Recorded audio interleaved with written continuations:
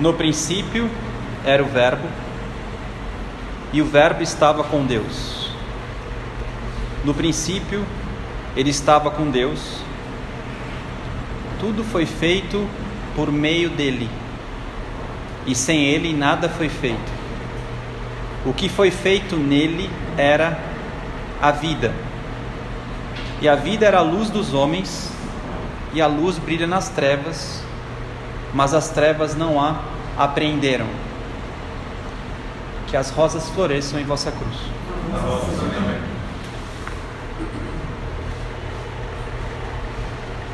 Hoje nós vamos aprofundar, acho que bastante até, no capítulo 6 do Evangelho de São João, em que você tem 4 elementos-chave. Cada um desses elementos constitui fórmulas de iniciação ou poderes anímicos que você tem que desenvolver.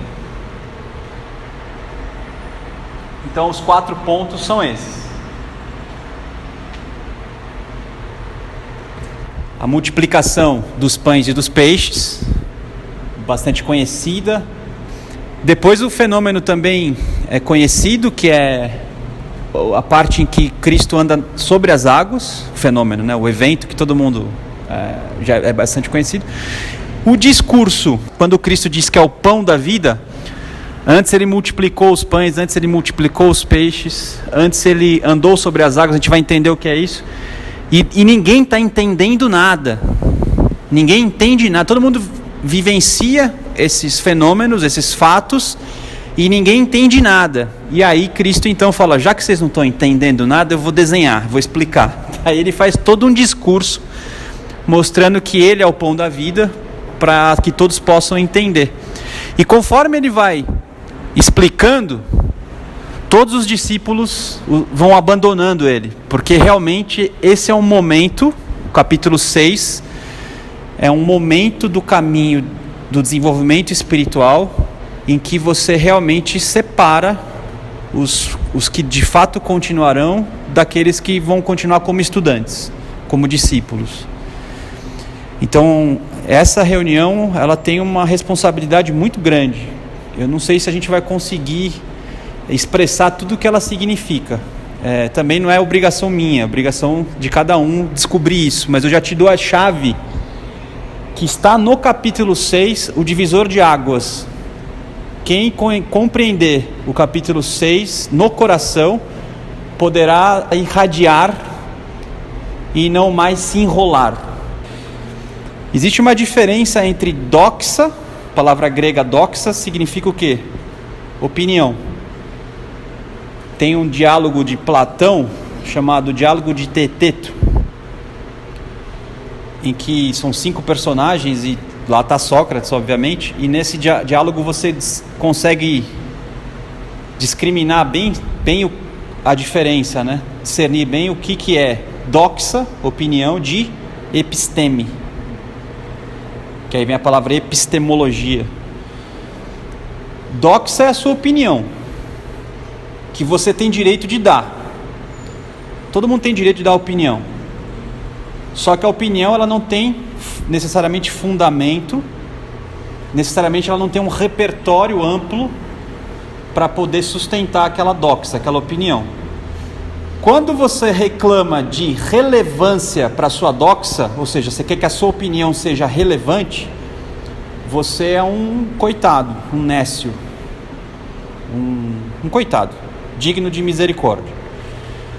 Então muitas pessoas, quando dizem assim: eu não tenho direito de dar minha opinião. Não, você tem direito de dar sua opinião, você não tem direito de querer ter relevância, porque para você ter relevância, você não pode adquirir isso porque você quer, você tem que ser reconhecido para ter relevância. A episteme não, a episteme não é uma doxa, a episteme já é um fruto de vivência, uma sabedoria, por isso que ela vem do silêncio, por isso que ela vem da prática, da testagem, da assimilação, do poder anímico, do sangue, do suor e da lágrima, para daí então, quando ela abre a boca e comunica, dificilmente alguém... Você pode até sim ter uma outra episteme complementar ou contrária, mas no sentido de crescimento. E isso sim é relevante.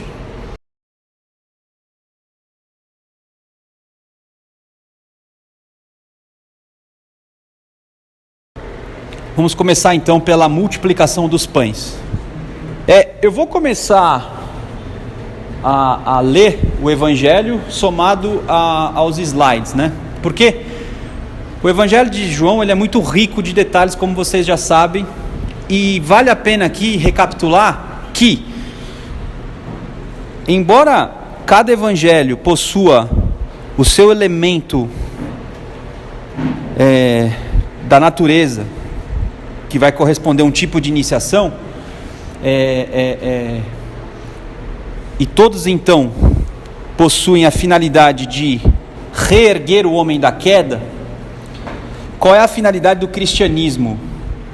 A finalidade do cristianismo é retomar a consciência espiritual do homem. Se você pudesse resumir qual é o propósito do cristianismo, genérico, por que existe o cristianismo? Porque o homem caiu. Ao cair na queda, ele se desconectou da espiritualidade, da sua verdadeira fonte, ascendeu para uma falsa luz, tomou essa falsa luz como luz verdadeira, que é um grande erro, e aí criou um enrolamento, criou uma anomalia. Aí você tem aí as raças, as doenças, o envelhecimento e a morte como expressão dessa anomalia, e o materialismo que sintetiza tudo isso que eu falei. E o Cristo então vem despertar a verdadeira consciência, a verdadeira luz. Por isso que ele é a luz, ele é o caminho, a verdade e a vida. Todos os evangelhos têm essa finalidade, mas João é o que mais tem poder para isso. Então, tudo que estamos falando, tentem receber a partir disso. Estamos tentando despertar o eu espiritual verdadeiro, o eu sou verdadeiro que está dormindo agora.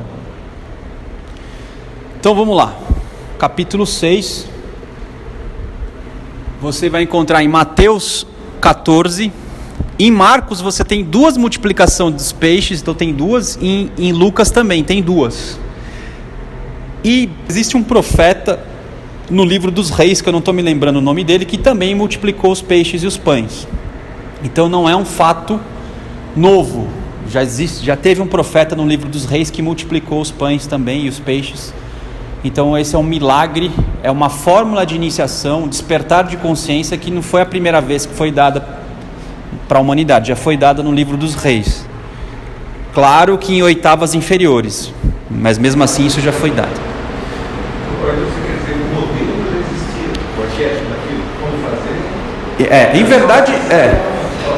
Em verdade todos os modelos, se a gente pode usar esse termo, né, já existem.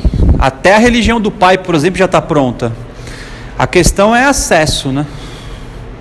Será que a gente tem um ponto de contato correspondente, ou um diapasão interno que ressoa, né?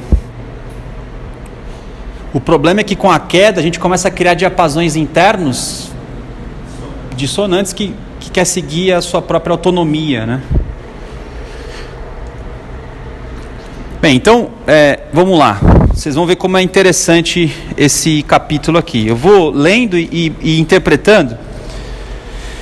Capítulo 6. Então, depois disso, passou Jesus para a outra margem do mar da Galileia ou de Tiberíades. Bem, só essa primeira frase já dá para a gente ficar um tempo. Cristo passou para a outra margem do mar da Galileia ou de Tiberíades. Tiberíades vem de Tibério. Tibério significa água que desce da montanha. Galileia significa círculo fechado ou jardim fechado. Na simbologia, o círculo representa o quê? Por que todas as religiões usam o círculo? O círculo representa a eternidade, a perfeição a divindade, pois não tem princípio nem fim. Desta forma, percebemos a sua proximidade com Deus, motivo pelo qual é usado em muitas religiões. Então, o Cristo passou para outra margem do Espírito. Muitos vão pensar que ele adentrou no mundo espiritual aqui, mas não. Ele estava no mundo espiritual e adentrou no espelho do Espírito. Ele entrou na matéria. Por quê? Porque Tiberíades, ou Tibério, nesse slide aqui, nesse contexto, tomem alma como sinônimo de espírito. Você sabe que a filosofia Rosa Cruz diferencia espírito de alma. São coisas diferentes. Mas nesse contexto aqui, a gente pede uma licença. Isso, eu peço licença para que alguns irmãos mais ortodoxos não fiquem ofendidos, né? Mas é uma licença para que a gente possa usar espírito aqui como se fosse sinônimo de espírito. O espírito, ou a alma, que é representada também pela água, que desce a montanha, ou seja, então é algo do alto que se manifesta. Então, quando ele passa de uma margem para outra, o que o evangelista está te convidando? Aqui está acontecendo no mundo dos fenômenos, no mundo do relativismo, no mundo do perecível, da morte, da doença, algo espiritual, algo eterno. E esse mundo relativo passa a refletir puramente o alto, como em cima e embaixo. Então, abram seu coração, abram a sua mente para receber isso. É isso que o João fala para você. Quando eu passo a ver o Espírito se manifestando, eu passo a despertar centros cerebrais que me permitem ver, sentir aquilo que de fato anima, aquilo que é anímico ou aquilo que é essencial, a alma ou o espírito. Jesus, portanto, sai, está escrito errado, da esfera espiritual e entra na esfera material, sem se deturpar pela matéria, sem se contaminar, sem torcer. Claro que há torção, mas a torção natural, a torção do reflexo natural e não a torção da dissonância. Por que eu sei que ele sai do espírito e vai para a matéria? Porque do lado de lá está a multidão que o seguia. Na outra margem está a multidão que o seguia. Então, uma grande multidão o seguia, porque tinha visto os sinais que ele realizava nos doentes. Aqui também já mostra o porquê.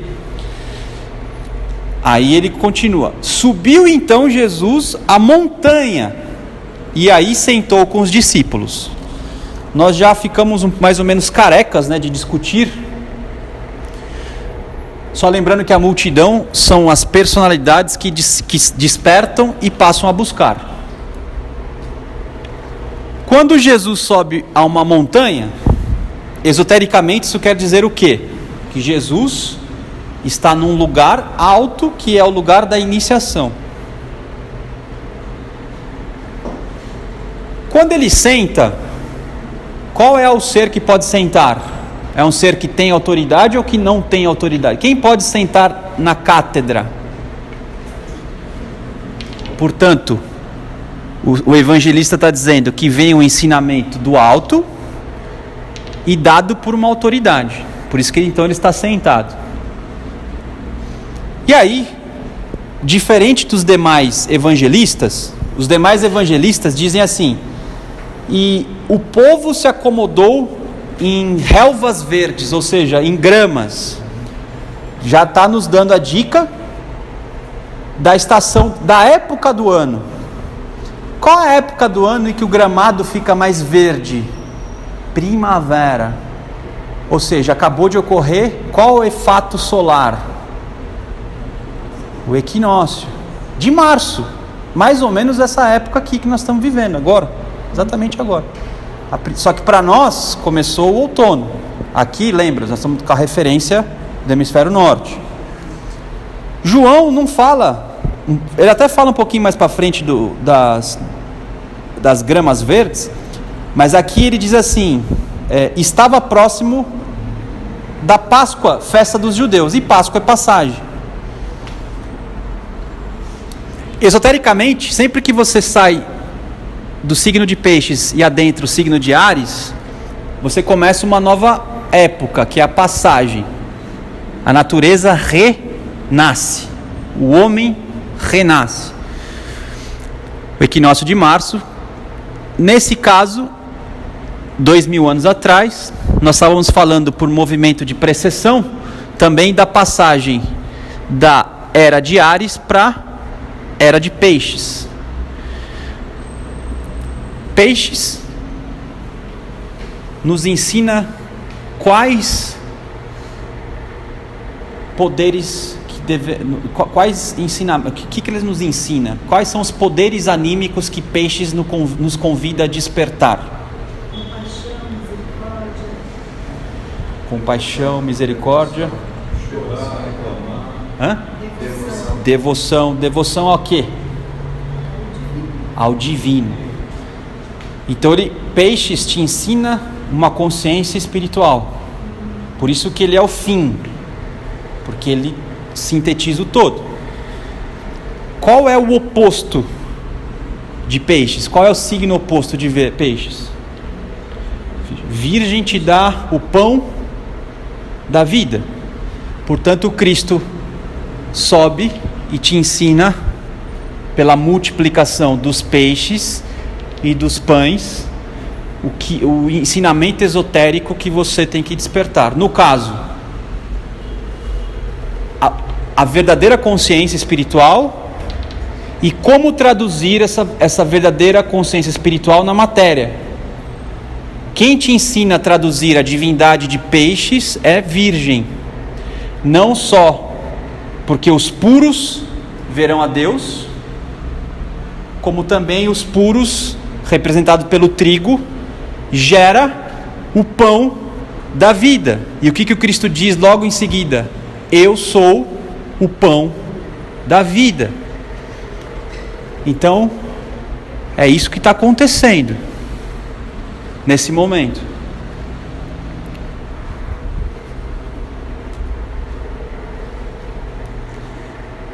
E aí Cristo dá uma de Sócrates, né? Cristo é espertão, né? Ele não é... Ele tinha um mercúrio bom, Cristo.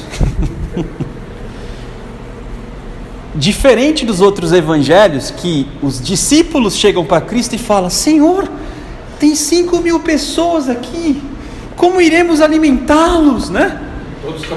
Todos capricornianos. Todos num grau de consciência burro. Eu me incluo aí que sou o capricorniano. Só que no Evangelho de São João, não são os apóstolos que chegam para Cristo.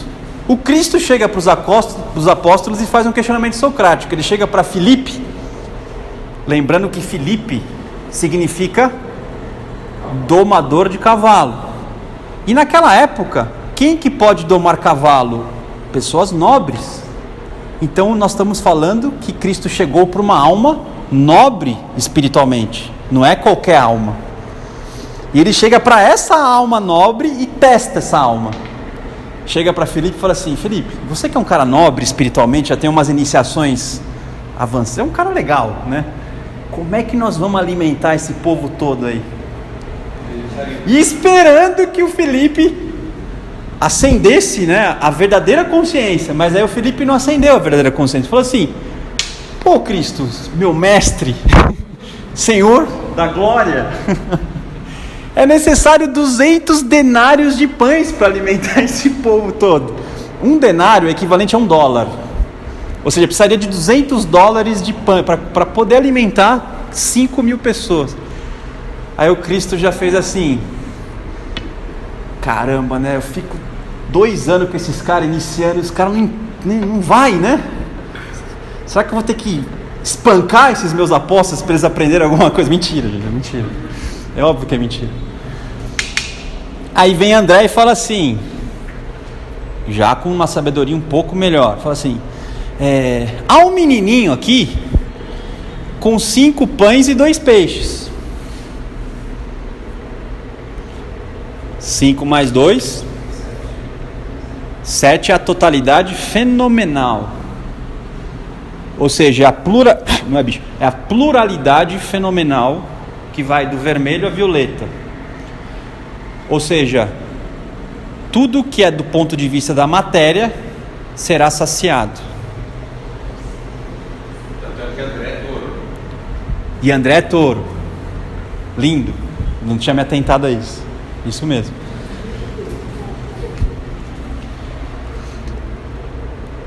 Haviam 5.000 pessoas. 5 mais 2, 7. 7 mais 5, 12. Em que a totalidade fenomenal e a espiritual, porque o pão da vida que alimenta o espírito também dá o pão da matéria. Buscai primeiro o reino de Deus e sua justiça, e as demais coisas serão dadas por acréscimo. Sobram 12 cestos, mostrando que nós, que estamos vindo depois, que a totalidade que ainda chegará, também terá vida e vida em abundância. Há outras, aliás, 2, 1, 3, 5, 7, 9. A gente poderia fazer 1000 interpretações aqui que beirariam até as associações livres freudianas, que não prestam para nada. Por que as associações livres freudianas não prestam para nada? Porque elas revelam coisas da sua psique, que é um lixo, e você confunde esse lixo com revelações espirituais. Então, se quer fazer associação livre, não estude Freud, estude Santo Agostinho, estude Teresa d'Ávila, estude São João da Cruz.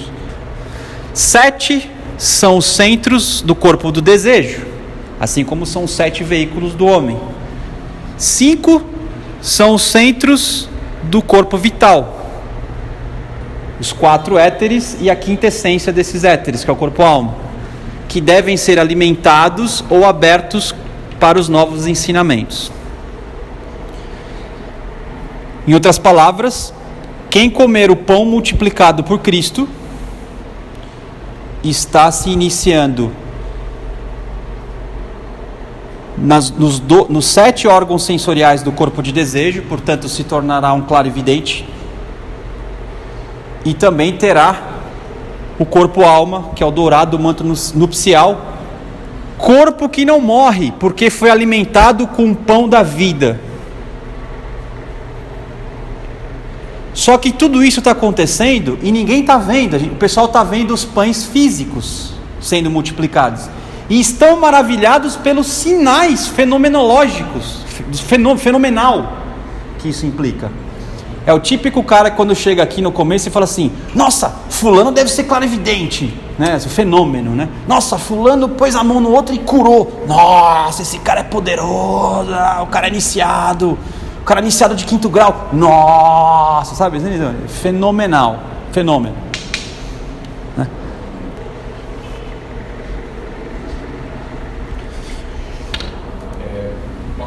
Por favor. Só recapitulando uma parte envolvendo Felipe e André. Felipe, que está ligado à parte sagitariana da evolução, né? Felipe é Sagitário e André é Touro. Quando Felipe é solicitado, na verdade o que está sendo solicitado é Júpiter, e Júpiter fica exaltado em Câncer. Câncer é a casa do pão, é Bethlehem, né? Então Júpiter fica exaltado em Câncer, e é Júpiter em Câncer que estabelece as raízes anímicas da fé verdadeira. Obrigado.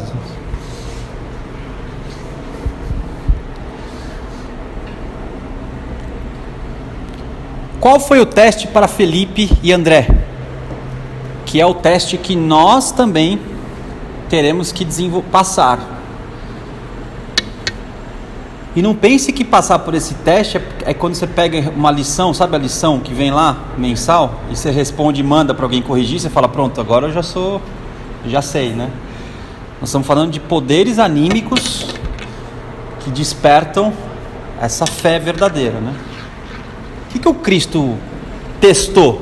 Ou o que o Cristo emanou para que o diapasão interno deles ressoasse? Lembre-se, né? Cristo estava do outro lado da margem, sobre um monte. Então, eles sim estavam com a visão espiritual, do espírito para a matéria, a água que desce da montanha. Então, ele testou a capacidade técnica, porque pensem, o iniciado, ele não pode ser só um místico, aquele cara que cura e nem sabe por que curou. O iniciado, ele também tem consciência e poder para operar com as leis da natureza, em cooperação. O iniciado nunca tira nada do nada. O iniciado, ele pega o que já existe e trabalha, por isso ele coopera, opera com. O Cristo então estava testando se esses dois nobres espíritos, André e Felipe, estavam já capacitados enquanto iniciados para operar com essas leis. E ele viu que não. Qual é essa lei? A lei que permite a multiplicação. Multiplicar é o mesmo que cooperar. Por quê? Porque a multiplicação, como eu disse, não cria nada do nada. Ela pega algo e multiplica. Então essa varinha já está aqui. Eu multiplico ela em 1000. Faço 1000 varinhas dessa. Mas a primeira tinha que estar aqui. Agora, para eu poder multiplicar alguma coisa, eu tenho que antes ter um poder anímico que é a fé, ou pistis ou fidelis, consciência do grau de iniciação aqui dada. Então o Cristo está multiplicando os pães e os peixes para a multidão, mas no círculo da Galileia, no círculo interno, no jardim interno, ele está testando o que para o discípulo? Vocês já têm fé ou não tem? Vocês já estão maduros para entender o que é a fé e operar ou não? Aqui é a parte prática do ensinamento. Em seguida, o Cristo dará a parte teórica. Mas ainda nós não vamos chegar na parte teórica. Eu ainda estou na parte técnica. Qual é a lei que eu tenho que saber operar enquanto iniciado para poder multiplicar qualquer coisa, seja físico, etérico, anímico ou mental? De desejos, aqui no caso anímico eu quis dizer de desejos, né? Qual é a lei que permite eu multiplicar qualquer coisa que seja físico, químico, etérico, de desejos ou mental? Qual é a lei que me permite multiplicar todas as matérias que existem? É muito simples, a lei da multiplicação. Mas eu preciso de fé para acessar dentro do planeta Terra um extrato onde eu vou cooperar.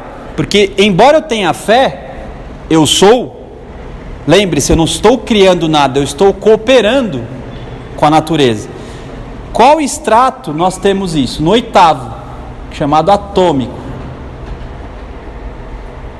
Mais ou menos o que o Cristo estava falando para André e Felipe, esotericamente, do ponto de vista oculto, vocês já têm capacidade de operar com esse extrato? O que esse extrato tem, né?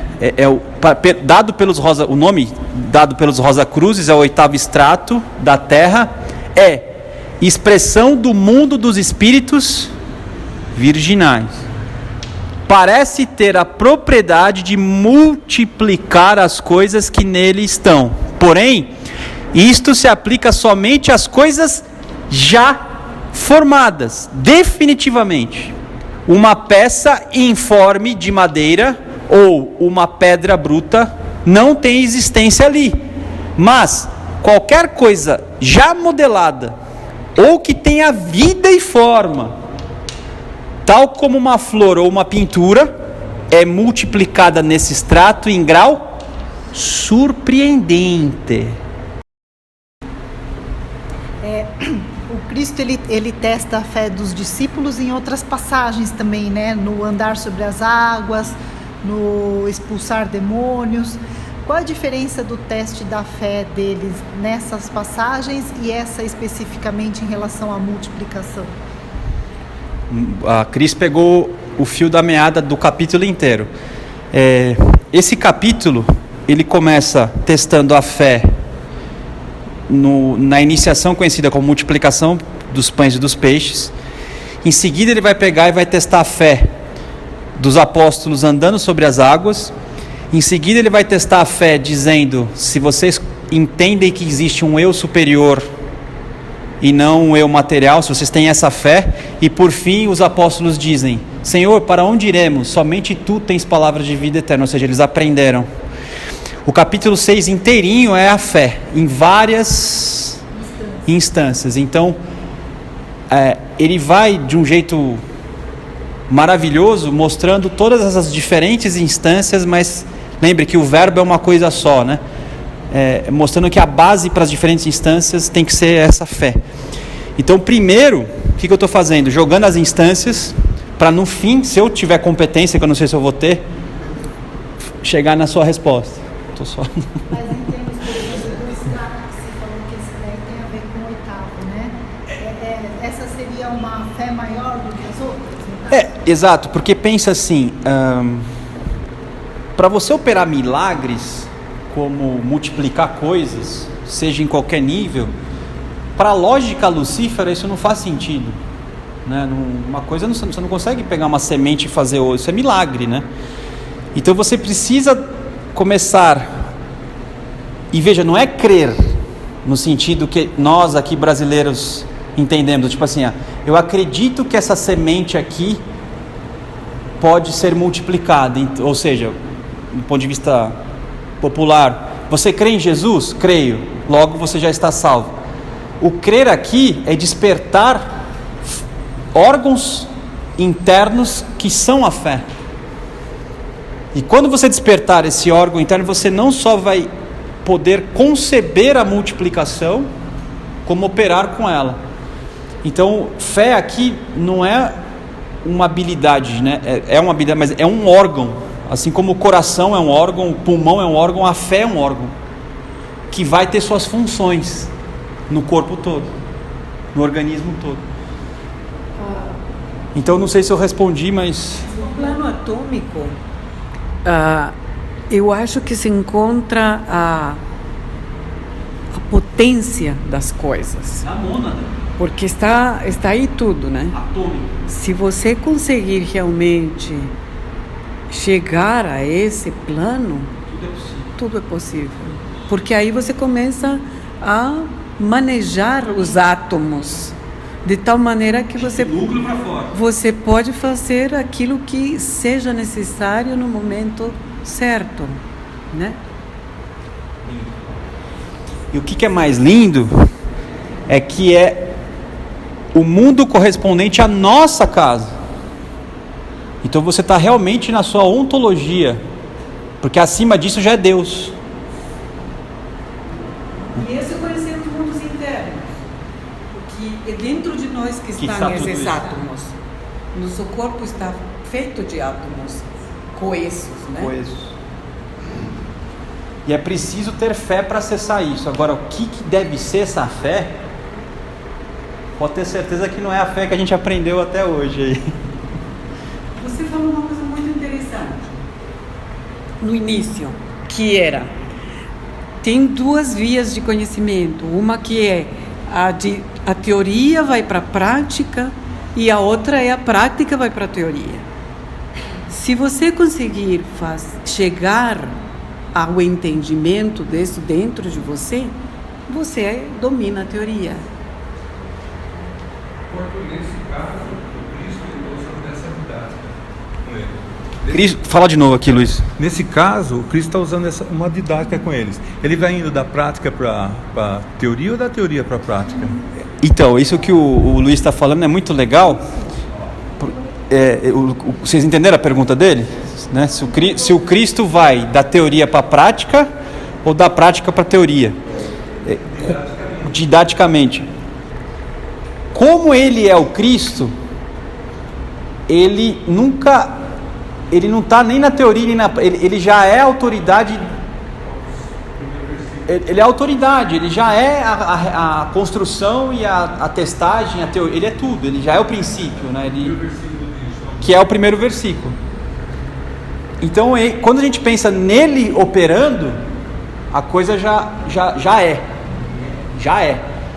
Agora, quando a gente pega esse do Cristo e nós vamos aprender testando, aí sim a gente está nessa questão de experimentar e assimilar. E por que eu coloco experimentar antes de assimilar? Como que é o exercício de retrospecção?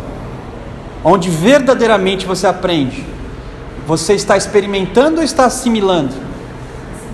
Assimilando o que você já experimentou. Por isso o exercício de retrospecção é um exercício autêntico, poderoso, porque ele está em consonância com assimilar depois da ação. Não faça a estupidez de entender o experimentar antes da ação como algo impulsivo, algo passional, algo irresponsável. Não é isso. Não é isso. Experiência é uma faca de dois gumes, né? Porque experimentar é estar do lado de fora da ação. Então, Ao mesmo tempo, é complicado, ganhar consciência. né? Então, quando o Max Rendel nos convida a viver a vida, nos está convidando a não ter experiências, mas a ter vivências daquilo que a gente realiza no dia a dia. Porque dessa maneira ficam mais impressas dentro da tua memória. Sim. E quando chega o momento da retrospecção, é muito mais fácil você recuperar essas memórias do que quando você está fora. Transformar em poder anímico. Assimilação transforma isso. Perfeito. A finalidade da retrospecção é pegar a experiência que é viver a vida e transformar em poder anímico, que é poder dinâmico. Aqui está claro que o poder dinâmico fé estava faltando em todos os apóstolos. Nós.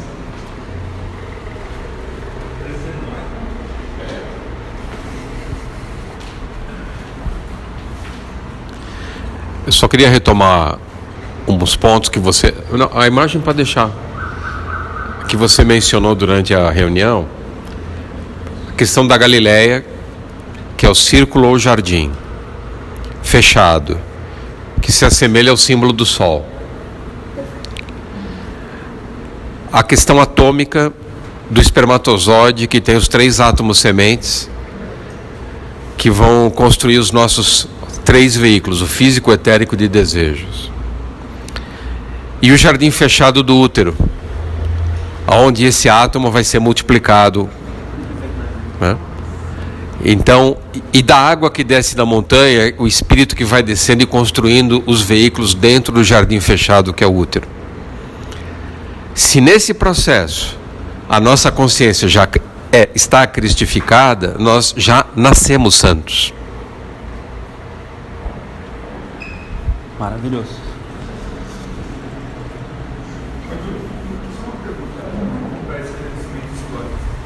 Uma pergunta de esclarecimento histórico. Quando ele fala que ele estava numa margem do mar da Galileia e foi para outra, ele estava onde? Em Betsaida e foi para Cafarnaum? Betsaida que foi para Cafarnaum, exatamente. Ele estava no leste e veio para o oeste. Isso. Muito bem, é isso mesmo. Ele seguiu a onda. A onda do Sol. Que ele é o próprio Sol, né? Ele é o próprio Sol. Então ele tinha que obrigatoriamente fazer o caminho do Sol para fazer essas coisas. Físico. Lembrando que cada milagre é um fato, uma revelação e, portanto, um ensinamento, né? Uma prática. Ela tem que ter essas 3. É a didática. Ele faz tudo em consonância. Tudo em consonância. Não tem ponto, não tem ponto sem nó. Ele não ia poder fazer uma coisa. Ele tem que fazer sempre falando, a coisa é no sentido solar. Exatamente.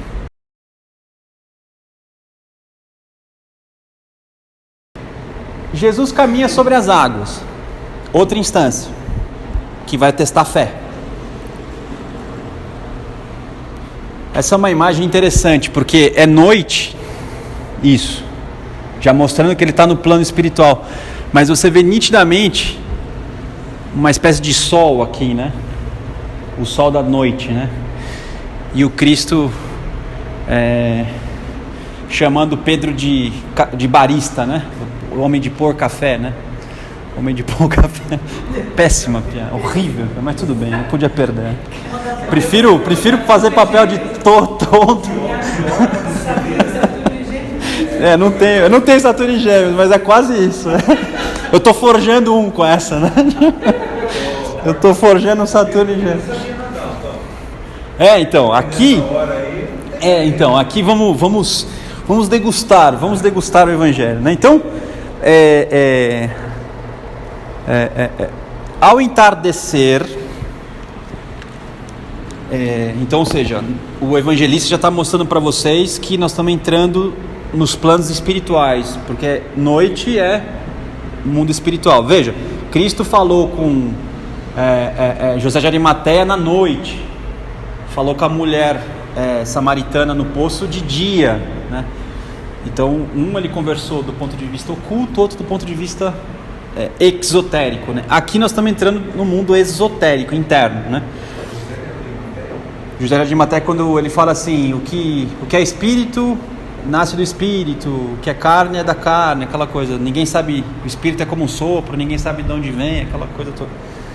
Porque de certo modo, ninguém sabe de onde o espírito vem, e eles estão aqui no barco e de repente o espírito vem andando. E de onde vem? Mostrando falta de fé, porque quando eu tenho medo, é um fantasma testando a fé.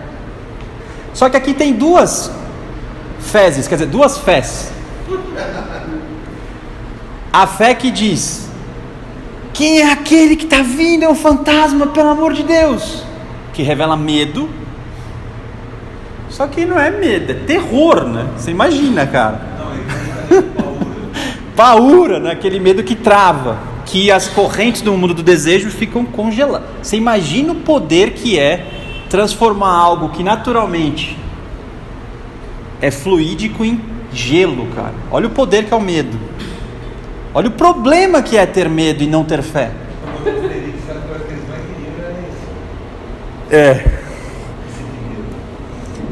E aí tem o segundo medo, que não é bem medo, mas é a dúvida, que a primeira é quem é aquele, e a segunda é como ele veio, como ele conseguiu chegar até aqui. Então mostra duas fontes de falta de fé. Uma do tipo, como isso é possível, isso deve ser algo tenebroso, eu não entendo. Esse mesmo fenômeno de medo vai aparecer no Monte Tabor, quando Elias e Moisés aparecem e o pessoal fica morrendo de medo, mostrando que ainda os discípulos não estão com fé.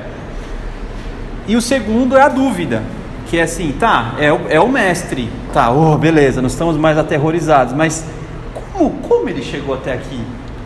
Que é o raciocínio lucífero, o mesmo raciocínio de Filipe quando diz: precisamos de pelo menos 200 denários para alimentar, quer dizer, a mente material, que duvida, consciência lucífera, longe do eu sou. E aí é interessante porque qual que é a pergunta que Cristo dá que responde às duas questões? Qual que é a resposta que Cristo dá para as duas questões? Né? Ficaram com medo. Jesus, porém, lhes disse: sou eu, ou eu sou, eu sou de alma, a água que desce da montanha, né? Não temais. Quiseram então recolhê-lo no barco, mas ele imediatamente chegou à terra para onde iam. O evangelista João não fala sobre Pedro nesse fenômeno, ele não dá o detalhe de Pedro, porque aqui para João já está claro que você precisa de fé, não precisa exemplificar. Agora, se você, como eu, precisa de exemplificações, você tem que consultar os outros evangelhos para ele falar assim: ô burro, já que você não entendeu, eu dou um exemplo. Daí você vai lá em Mateus, né? E aí você vê a prova de Pedro, que é uma outra iniciação, ou uma oitava da mesma iniciação, né? Ou um harmônico da mesma iniciação. Que Cristo está testando ali? Ele está testando se as pessoas sabem flutuar ou serem atraídos para outro centro de gravidade, ou se afogarão no mundo dos desejos. Saia do seu corpo à noite sem saber gravitar. Para onde você vai parar?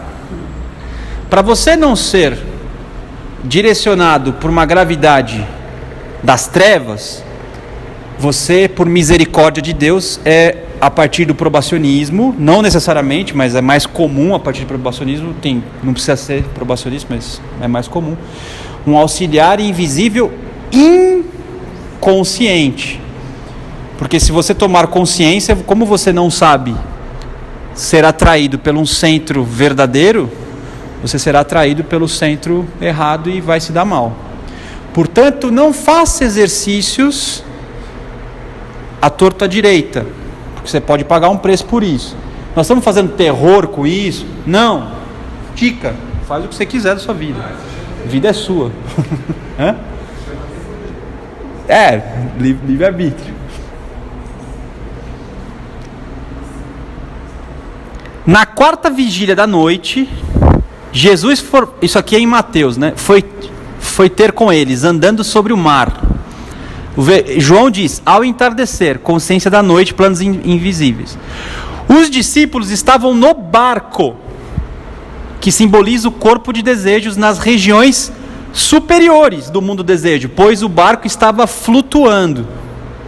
Cristo apareceu aos discípulos vindo de um plano superior ao deles. Por isso tiveram medo.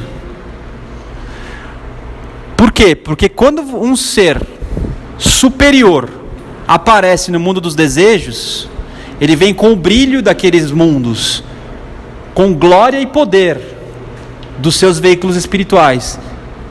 Vocês nunca ouviram falar que se um arcanjo aparecer na sua frente, você não pode olhar ele nos olhos? Você nunca ouviu esse mito? Se você olhar, se um arcanjo aparecer na sua frente, ou seja, um ser vindo de um plano superior com poder e glória, e você falar assim: deixa eu ver a cor dos olhos do arcanjo, né? O que esse mito te ensina? Verdade ou não? O que esse mito te ensina? Que se você fizer isso, vai acontecer o que com você? Você vai ser desintegrado. É porque você não aguenta o tranco. Claro que isso é um ensinamento, não é uma... Mas o que significa ser desintegrado? Porque se aparecer, você vai ficar com bastante medo, no sentido de temer, né? Por isso que Moisés temia Jeová, né? Porque quando ele sobe no Monte Sinai, um anjo, né? Trovões, luzes, né? Aí ele voltou de lá assim: gente, temam Deus, porque o negócio não é brincadeira. Todo auxiliar invisível deve aprender a atravessar os elementos fogo, água, ar e terra nos seus voos misericordiosos. Ele descobre que o fogo não queima e a água não afoga. O veículo etéreo em que ele está então funcionando é um veículo em que você só consegue operar se você tiver fé. Por exemplo, se você tiver que salvar uma pessoa como auxiliar invisível, vamos supor que nós estivéssemos no 8º andar aqui, 7º andar aqui, tem uma pessoa pendurada aqui, pedindo socorro. Você é auxiliar invisível. Aí você vai fazer o quê? com a consciência que você tem hoje, você vai chegar e vai fazer assim, ó. Será que eu vou cair ou não vou? Pego uma escada ou não pego uma escada? Se você for ajudar o cara, né, o que você vai fazer? Você vai morrer de medo de cair, porque você está com a sua consciência física operando lá, porque você tem falta de fé. Para eu salvar esse cara, eu tenho que ter a fé e a certeza de que o fogo não queima, a água não afoga e a altura não vai me derrubar, que nada vai acontecer comigo, porque enquanto eu estou nos planos internos, existe uma graça, que é Deus, que me protege, e eu confio, eu tenho fé nisso. Se eu duvidar dessa fé, eu entro no meu corpo mais rápido do que um tiro de canhão. E o que acontece com o auxiliar invisível? Ele lamenta pela oportunidade perdida de servir. Ele descobre também que esses espíritos podem ser poderosos amigos. Que espíritos? Dos elementos. Quando aprende a usá-los, que são elementais aqui, né? Isso implica primeiramente no completo autocontrole. Isto é exemplificado no incidente com Pedro. Andar sobre as águas representa o domínio da vida emocional, que inclui o domínio do medo e o alcance do poder da fé. Tem mais, tá? Isso aqui é só uma explicação mais técnica, Rosa Cruz, assim.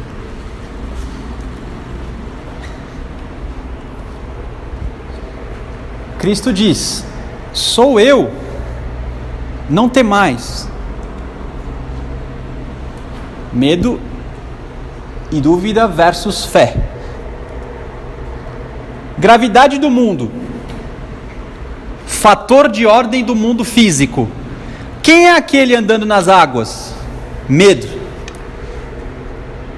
Ainda na gravidade do mundo. Como ele pode andar nas águas? Dúvida. Medo, dúvida, contra fé. Com a fé que estamos falando aqui, eu aprendo a mudar a gravidade do mundo e acesso uma gravidade espiritual. Quando Cristo diz para Pedro, vem, ele solta o verbo que desperta o poder anímico em Pedro. Quando o discípulo está preparado, o que significa discípulo preparado? Quando eu reuni poderes anímicos suficientes, o irmão maior ou iniciador, que é o embaixador de Cristo. O que é um irmão maior? Que vem te iniciar. Não é ele é o embaixador do Cristo. Então ele é o Cristo. Por isso que os místicos, Teresa d'Ávila via Cristo. Não necessariamente era o Cristo, pode até ser, mas é um embaixador, podia ser um irmão maior, algum iniciado, mas é o Cristo, porque opera, é a mesma coisa. Cristo é onisciente e onipresente também no nosso mundo aqui, porque ele opera no mundo do espírito de vida, onde existe uma unidade. Então ele vem, então ele é a fórmula. Porque o que é a fé? Não é o medo e a dúvida. O vem é o oposto da dúvida e do medo. Vem, olha para você ver a fórmula. Se lance, confie. E aí ele se lança. Quando ele se lança, sem fazer planejamento, nesse nível ele se lança, confiando. O que acontece com ele? Ele anda. Ele anda. Só que, por isso que mudou a gravidade, andou também. Só que aí chega um momento que ele passa a duvidar. Aí ele começa a afundar. Aí o Cristo vem, homem de pouca fé. Arthur, eu queria aproveitar esse tema da gravidade, que é lindo, e falar sobre o erotismo, né, no eixo Eros-Thanatos. O erotismo, no sentido mais taurino, no sentido andros, né, construção de corpos, ele tem uma gravidade potente para agregar os átomos e formar corpos. Do lado oposto, nós temos o ânteros, que é escorpião, que é desagregador. Ele separa os átomos. Quando a gente aprende a fluir entre esses estados de atração e repulsão do mundo do desejo, sem se apegar ao estado, mas sim ao movimento, né? A habilidade de gerar movimento para unir os pães ou separar os pães, você se torna apto para passar para o signo seguinte, escorpião, que é Sagitário. Então a tua fé, ela está fundamentada numa lei da natureza, que é a lei do movimento. Uma vivência, né? Perfeito. Saber. E o mundo do desejo é movimento puro, né? Essa fé que ele está falando, medo, dúvida versus fé, é a fé que é falada no ritual nosso. Isso. Se você der um pouquinho, só você remove montanha. Isso. A fé do tamanho de um grão de mostarda remove uma montanha. Posso fazer uma pergunta pessoal? Não. Não? Pode. Você tem 3 planetas em Gêmeos, opostos a E Sagitário. 3 em Sagitário, né? E 3 Que não fazem oposição. Como é que fica essa questão do como, porquê e a aceitação pura e simples? Então, por eu ter 3 planetas em Gêmeos, eu acho que pessoais, com exceção talvez do Sol, e 3 planetas impessoais, mais ou menos em Sagitário, quando eu estou lúcido, eu não tenho a mínima dúvida. O problema é eu estar lúcido. Você não abandonou as drogas ainda? tipo isso. E normalmente eu nunca estou lúcido, então eu estou sempre, será? Né? Aquela coisa geminiana de tudo pode, o que é o tempo? o que é o medo, o que é a dúvida, tudo tem seu propósito, né? Aí bate o carro, né? Aí bate o carro, aí fala, não, eu tinha que aprender uma lição, não é que dá, né? Já tive crises existenciais seríssimas, psíquicas, beirando aí quase depressão, essas coisas, por conta dessa geminiada aí. Na primeira revolução de Saturno, né, que isso arrebenta.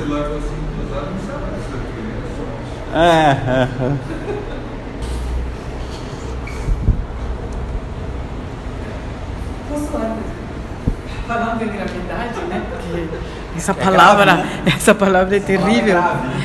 É porque, via de regra, nós não aceitamos a lei da gravidade. Nós temos medo da queda, né? Então, e é a única forma da gente se assentar mesmo para poder deixar que o espírito se eleve. E nós nos negamos a fazer esse trabalho, né? De deixar que o que é pesado, denso, aceite as leis naturais da matéria, para que o que é leve possa se elevar, que é o espírito. Poderia, Ana, né, se você está falando, dizer que para eu morrer eu preciso ter fé? Também, claro. Eu preciso ter fé na morte. Precisa ter fé em que a morte não existe, né? Que é só uma mudança de plano. É brincadeira, né?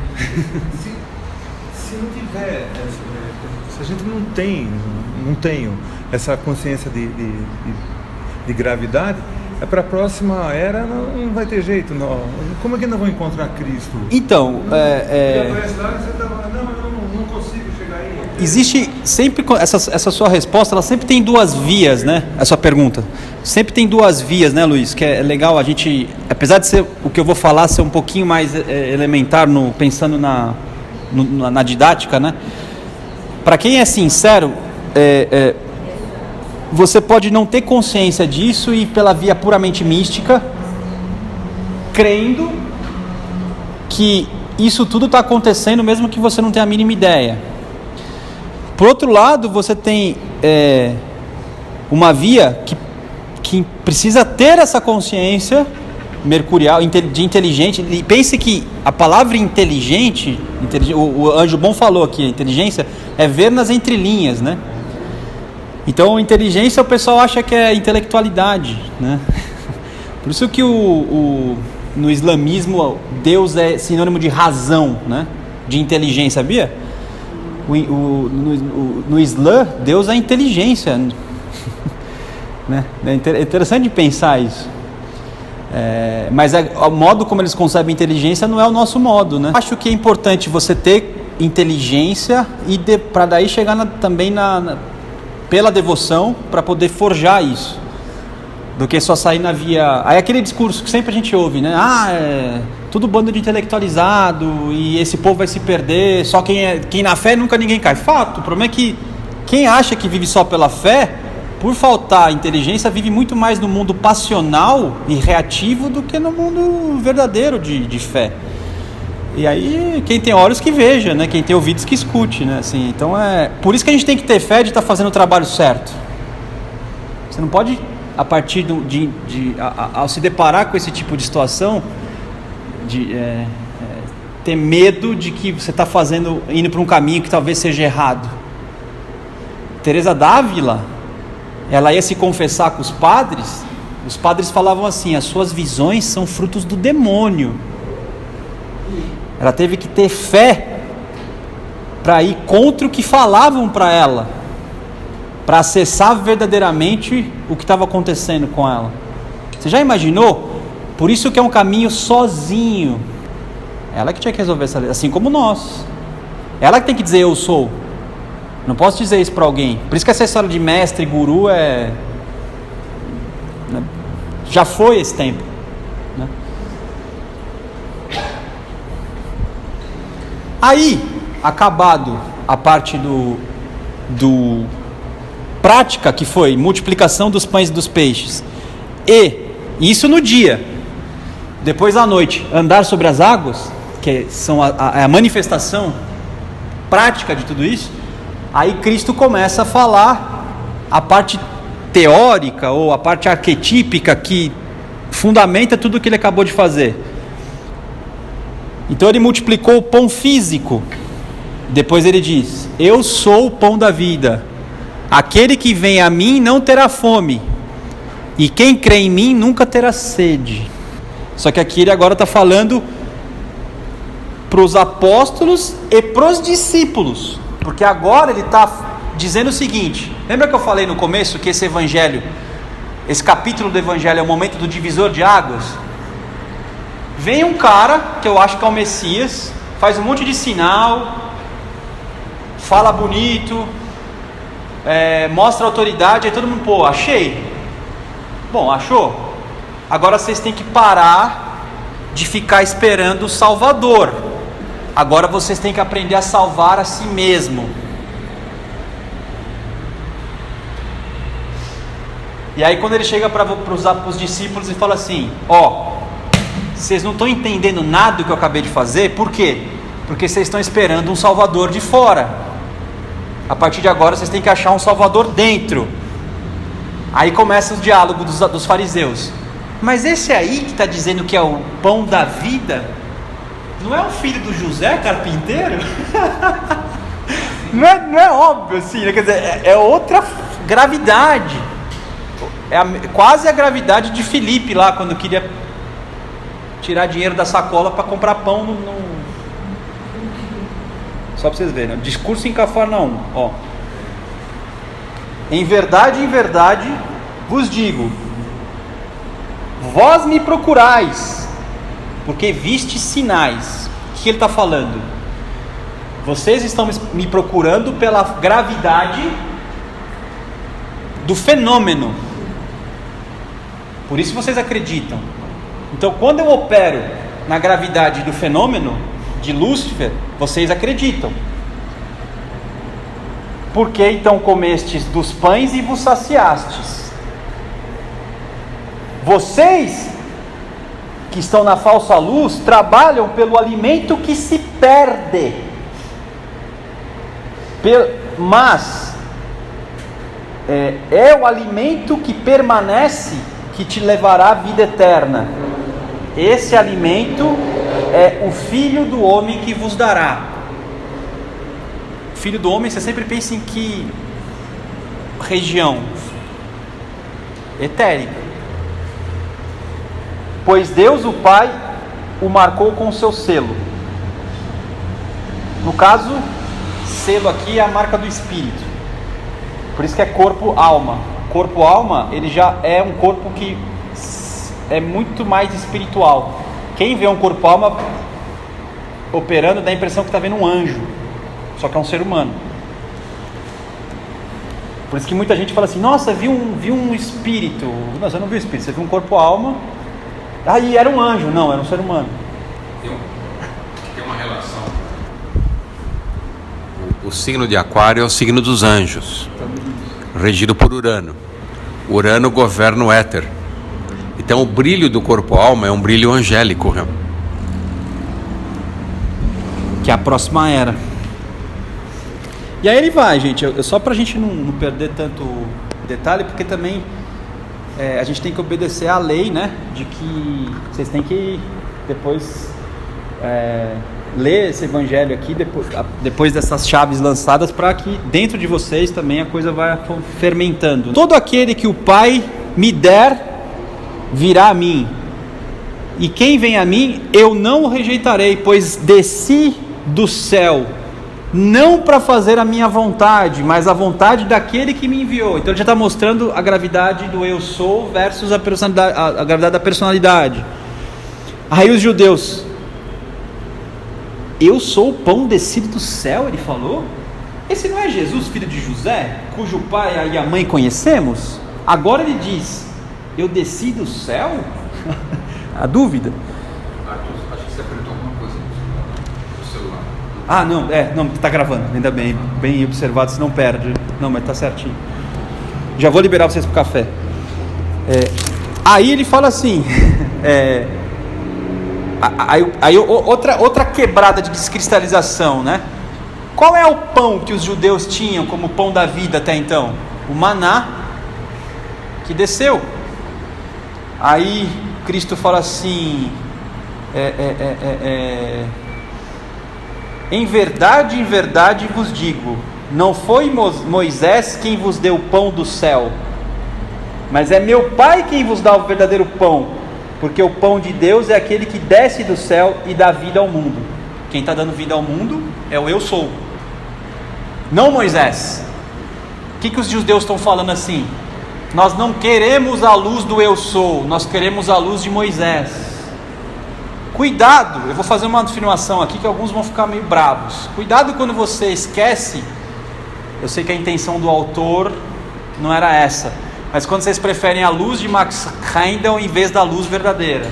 Cuidado, porque às vezes algumas pessoas tomam Max Heindel como os judeus tomavam Moisés. Max Heindel é só um instrumento, tá? Ele não é o pão da vida que desceu do céu. Cuidado, porque existe ainda muita adoração a Max Heindel. Eu estou dizendo então que não é para ler Max Heindel. Eu espero que vocês não estejam mais no nível polarizado da estupidez humana, porque se tiver, não tem nada para dizer. Simples assim, tá bom?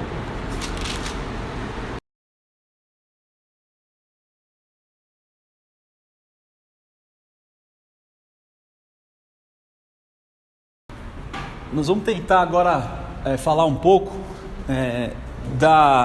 de exemplos, não só literalmente, né, mas... Então, o fenômeno da levitação foi afirmado por várias santas pessoas das religiões hindu, budista e cristã. Elas elevavam no ar a alguns pés de altura e pairavam por certo tempo sem nenhum apoio material. Esse fato foi constatado em muitos santos e santas da Igreja Católica. Limito-me a citar a grande Teresa, Santa Teresa d'Ávila, doutora, século XVI. Seu contemporâneo São João da Cruz, Pedro de Alcântara, também da mesma época. Depois, um pouco mais tarde, José de Cupertino, século XVII, que várias vezes foi visto voando pelos ares. Já imaginou? Esse fenômeno foi narrado também de vários médiuns, mas infelizmente ele se verificou quase sem exceção na escuridão completa. Sozinho em casa ninguém o teria realizado uma só vez em plena luz. Deve-se manter reserva sobre esses fatos que parecem bem incríveis, ou seja, não críveis. Você precisa de fé. Não é demais? Se eu não me engano, do Anônimo, meditação dos 22 arcanos maiores do tarô, carta enforcado. Esse livro aqui.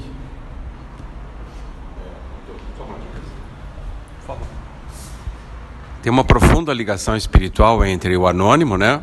O Valentim, o Tarkovsky e o Berdyaev. Esse cara é maravilhoso, pouco conhecido. Formam um tipo de Santíssima Trindade russa. E o Tarkovsky, no filme O Sacrifício, Maria levita. Tem uma cena em que Maria levita. Tem um filme que não saiu ainda, que é a Dama de Azul. Você já viu esse filme? Já. Ela flutua também. Ela flutua.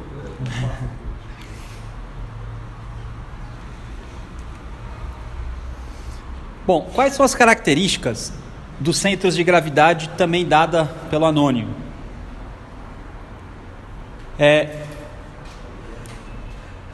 O centro de gravidade da queda, motivo pelo qual os evangelhos existem, os evangelhos querem nos libertar da queda, a derivação da consciência da queda,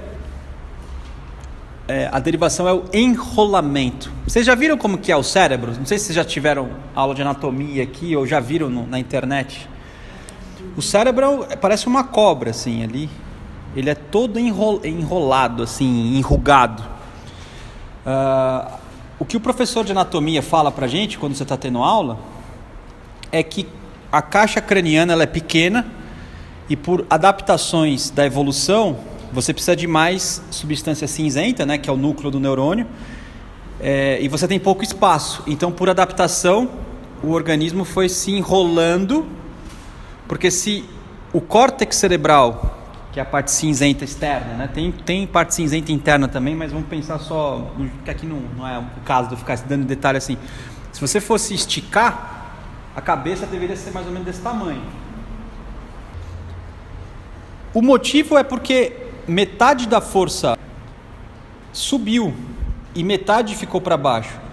Quando eu tenho essa condição de divisão dos polos sexuais, eu me torno uma aberração, porque tudo na natureza está em uníssimo, os dois polos estão em uníssimo.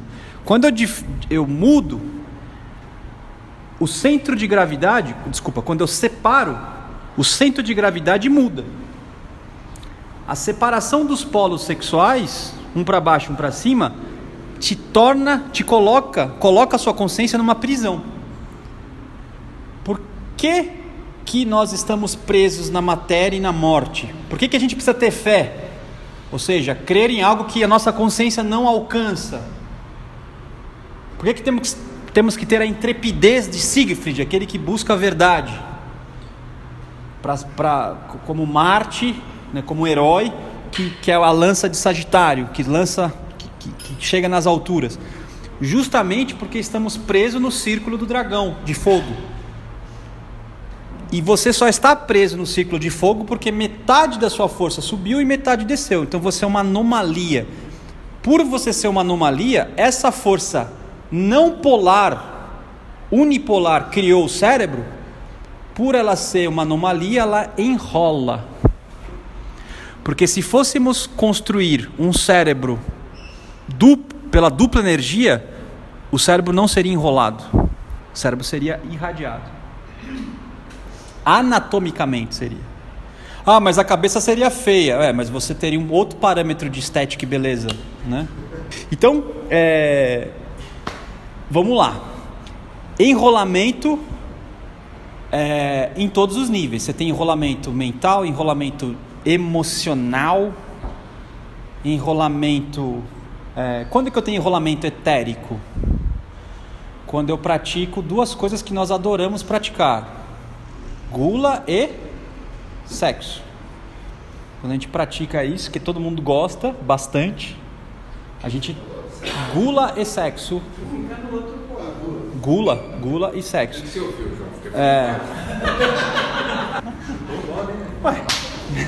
Com relação aos enrolamentos do corpo etérico, já que o corpo etérico é a contraparte do mundo do espírito de vida e é a base do trabalho do aspirante Rosa Cruz, você acredita que qualquer ato, qualquer movimento que a gente faça na Terra, onde há uma mecanicidade, há uma automação, necessariamente esse hábito ele está sujeito a um tipo de enrolamento, por isso que ele se tornou uma coisa tão mecânica? Obrigado por essa questão, Oswaldo, porque ela vai, acho que para o estudante iniciante, esclarecer bastante a semântica da palavra repetição. Porque a repetição mecânica necessariamente vai gerar enrolamento. Necessariamente. A repetição ritualística, ela gera um órgão. Então, o pessoal confunde muito quando o Max Heindel fala que a base dos ensinamentos Rosa Cruz é a repetição. E é engraçado porque você vê muito probacionista e discípulo caindo na repetição mecânica. E aí começa a ficar um enrolamento. E aí a pergunta que eu falei, necessariamente uma repetição mecânica é enrolamento? Tanto que uma pessoa com demência de Alzheimer ou demência frontotemporal, o que sobra dela? Tudo o que ela fez de modo mecânico é o que sobra no dia a dia dela. A parte ritualística que consagra a vida, onde o espírito habita, se perde. Por isso que ela já é uma morta-viva. Ela está totalmente enrolada. Literalmente, né? Tem um trocadilho aqui. Está enrolado. Olha o que Paulo diz sobre os centros de gravidade em Gálatas 5,17. A carne tem aspirações contrárias ao espírito e vice-versa. O espírito tem aspirações contrárias à carne. Elas se opõem reciprocamente, de sorte que não fazeis o que quereis.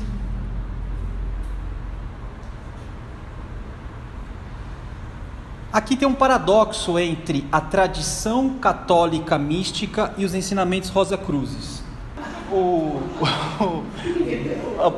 A tradição cristã, ela diz o seguinte, que quando os filhos dos homens que tinham sido proibidos pelo Deus Jeová de se casarem com as filhas... Não, quando as filhas de Deus foram proibidas de se casar com os filhos dos homens, e uma galerinha não conseguia controlar o enrolamento, eles se associavam ali com as filhas, eles se enrolavam, né? Na grama. E aí eles se casavam, ou vinham a conhecer, né? Vamos usar o termo, né? Eles conheciam as filhas dos homens, e aí dessa união saíam anormalidades, que são os nefilins, os gigantes. Os nefilins são filhos do enrolamento.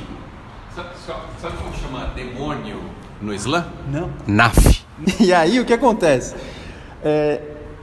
Para a tradição católica cristã, católica, quando a gente fala católica, são os filhos da água.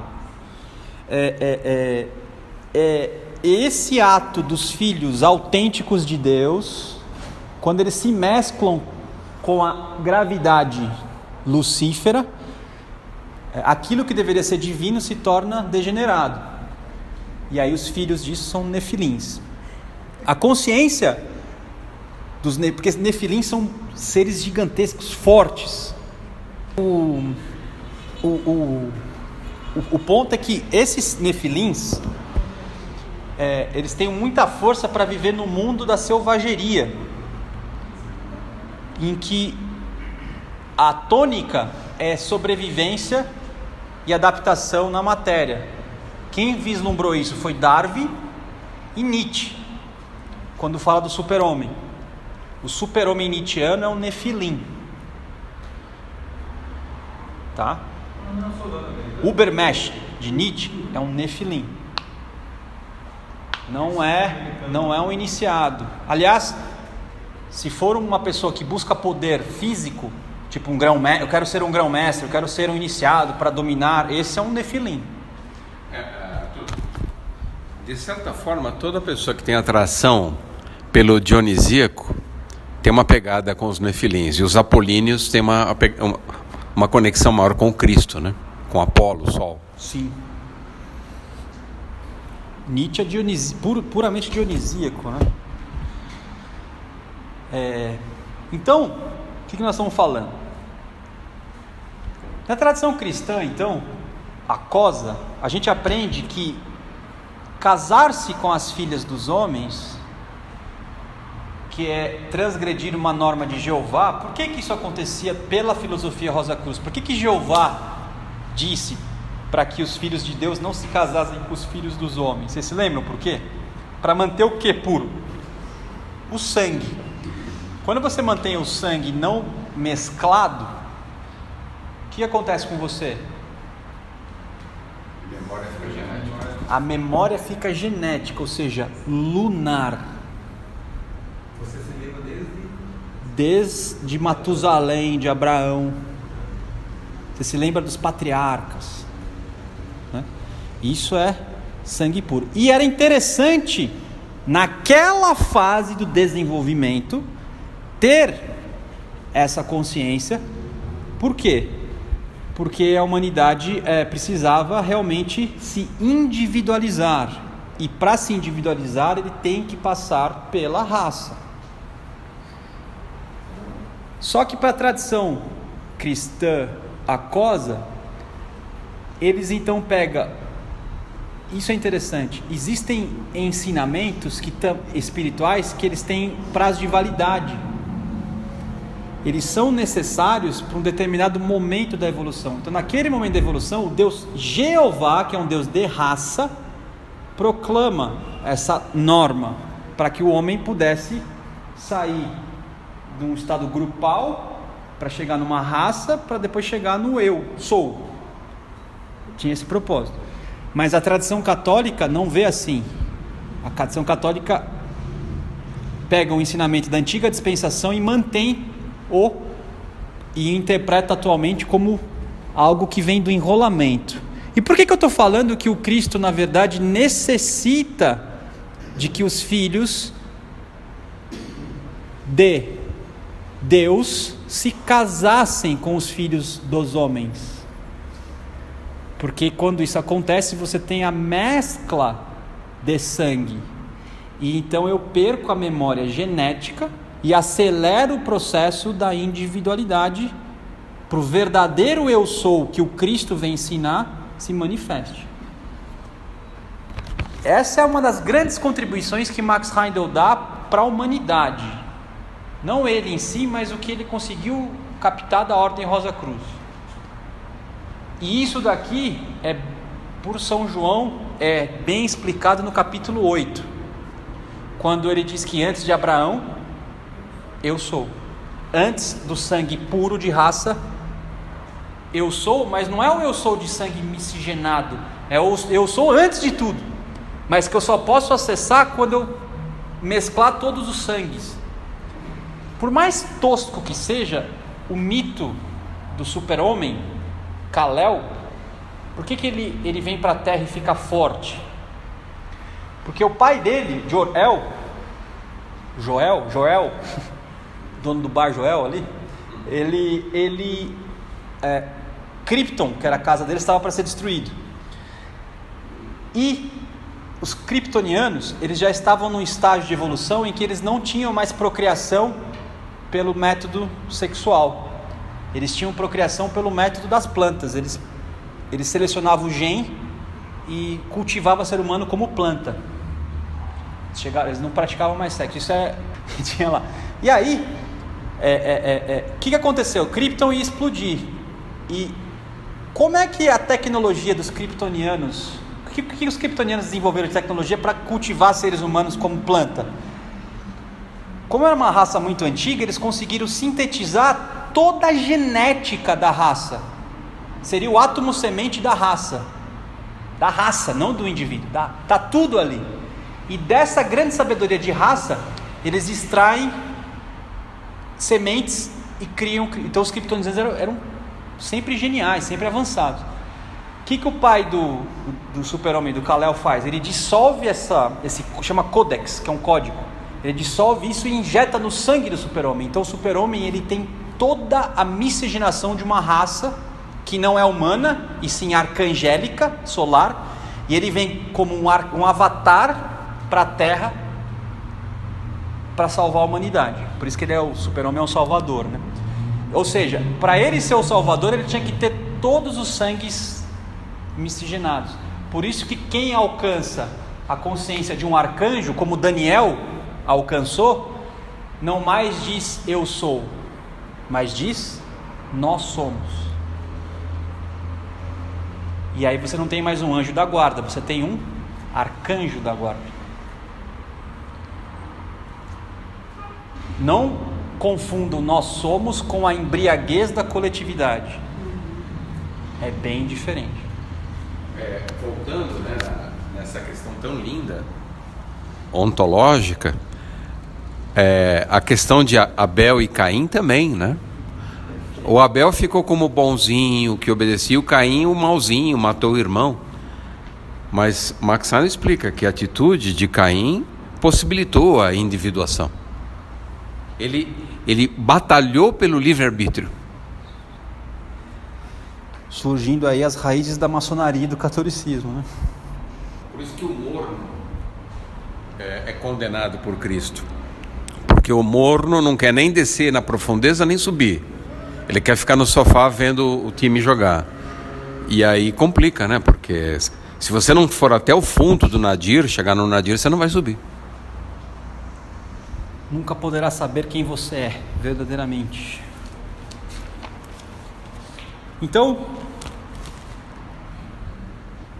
qual é a lógica? Então, antes, né, para fechar, vocês entenderam o paradoxo aqui? Se você pegar um livro do Anônimo puramente, você vai compreender que os nefilins são filhos da irradiação, do enrolamento. Quando você estuda Max Heindel, você percebe que esse cruzamento entre filhos de Deus com os dos homens, que geraram os nefilins, eles são necessários para que você de fato se reerga. Isso que eu quis brincar, que eu tenho Plutão aqui atrás da profundeza. Agora, o Anônimo, ao mesmo tempo que ele tem uma obediência em relação à tradição cristã, ele também dá a chave. Qual que é a diferença? É que quando eu chego na profundeza da mixigenação, da mescla de sangue, e eu proclamo verdadeiramente quem eu sou, você vai ter o desafio de ou dizer eu sou por mim mesmo, e aí eu começo a enrolar e gerar os nefilins, ou eu digo eu sou em cooperação com algo maior do que eu sou, e aí eu começo a irradiar, e aí eu começo a sair do enrolamento e passo a ser um sol que se consome para alimentar os demais. Como é que eu faço isso? Por pobreza, obediência e castidade. Então o Anônimo ele dá, que na verdade a tradição católica dá. Eu só quis fazer esse raciocínio de tese, antítese, síntese para a gente... Pode falar. Não, isso é importante. Você tem sol na casa 5? Tenho. Como é que você acredita que seja possível falar eu sou sem vaidade? Eu não sei, né? Eu acho que não tem como, porque a vaidade é que vai te ensinar também quem você é. Inclusive vai te ensinar a você saber quem você não é. Então você precisa da vaidade para saber quem você não é e para também descobrir quem você é. Assim como você precisa dos vícios para conhecer a virtude, né? Então, o santo ele é o cara mais tentado, né? Porque no fundo, o que torna o santo um santo? O que você falou agora há pouco, né? Não as coisas em si, mas o movimento. a vaidade era necessária para gerar movimento, né? Então eu acho que a vaidade é exatamente o obstáculo que gera a força anímica para você dizer quem eu sou. Então, tanto é a verdade que eu escutava isso muito dos irmãos da Rosa Cruz daqui, antigos, né? Eles falavam assim, os irmãos maiores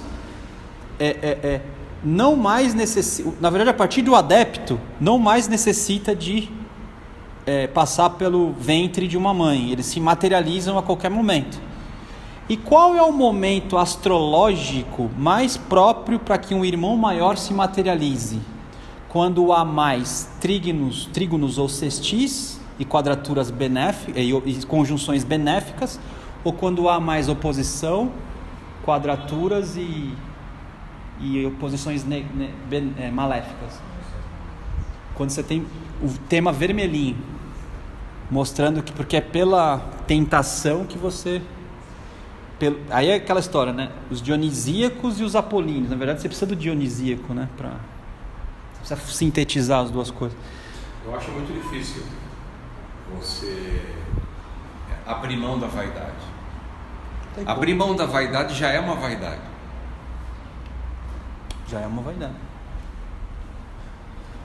Os pecados são necessários, assim. A gente luta contra eles, mas eles têm que estar, eles estão exatamente onde eles estão. Você tem que aprender a extrair a força que eles te dão. Virtude não te dá força. Virtude não te dá força. Virtude te dá fraqueza. A virtude, ela só dá força quando eu passo a compartilhá-las. Se eu guardar o talento para mim, né? Então, se você tem trígonos e sextis, o fardo é muito maior, porque você não tem mais parte de baixo do mapa, você só tem parte de cima. Você escolheu isso no terceiro céu. Então, se você quer... eu quero forjar trígono para a próxima vida. É de Libra para frente. Quero sextis. Adoro sextis. Só para virar trígono tem que ser antissextil. A última parte, então, para o nosso consolo, é que apesar de todo esse desafio que aconteceu no capítulo 6, e que então 72 discípulos falaram assim, isso aqui não é para mim, permaneceram 12 apóstolos. E aí Pedro dá o testemunho.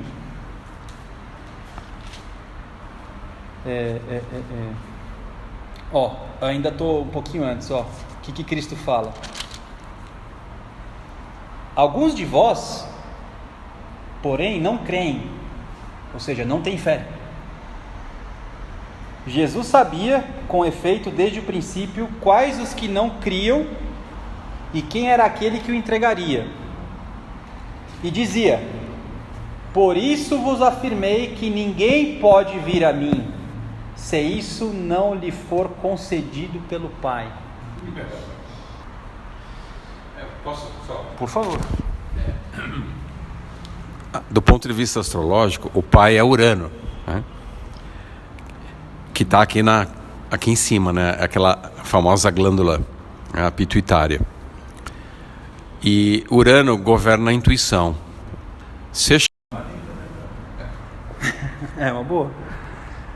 Eu fiz aqui porque me ligaram aí para o áudio, mas eu já retomei aqui. Então, é Deus, né, ligando?